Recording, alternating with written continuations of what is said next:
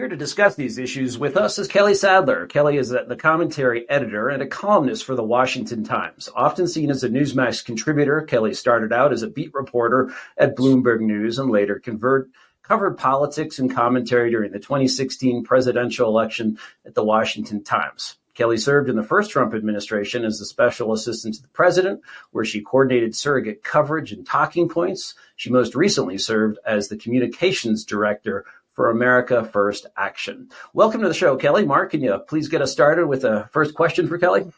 Kelly, thanks for joining us. Kelly, Go easy on me, Mark. Okay, it's a tough question. Donald Trump is doing so much. We're not even, the idea that we're in day 89 of his presidency is just mind blowing. But he's doing so much. You've worked in communications. Of course, you're a noted reporter in DC. What do you think what's the strategy that he has right now on a few issues? The first is his communication strategy on the trade war. What's he trying to do there? And then what's his overall communication strategy? What's his strategy on China? What do you think he's trying to do? And then we can come back to immigration later on. But on those two first things, what is the president communicating to the American people that he's trying to do on this trade war?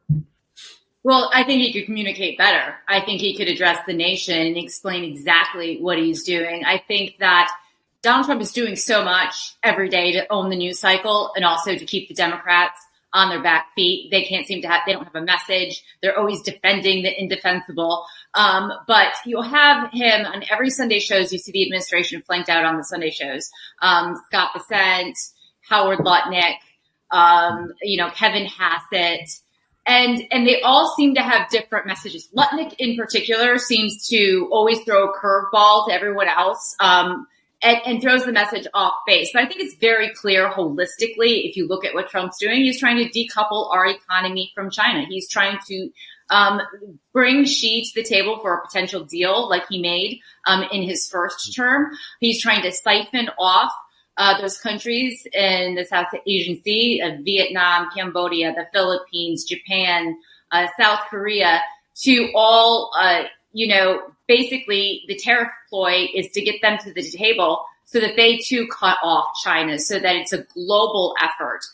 We're seeing it with what he's doing with the EU and with Maloney today, comes to the table. And it's going to be very hard because it's a dramatic restructuring of our economy. It's taking, globalism and it's bringing manufacturing back to the United States. He said, you know what? Globalism did not work for the bottom 50% in this country. Their incomes did not grow. The top 50%, yes, of course, they benefited from it. But that was his entire campaign strategy. That was his messaging.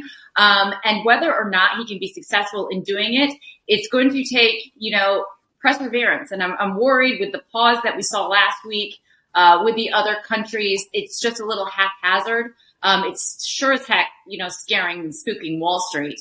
But he's not focused on Wall Street. He's focused on Main Street, but he could be clearer with the American people, the president himself, in terms of what he's looking to accomplish, when he's looking to accomplish it by, and what success looks like.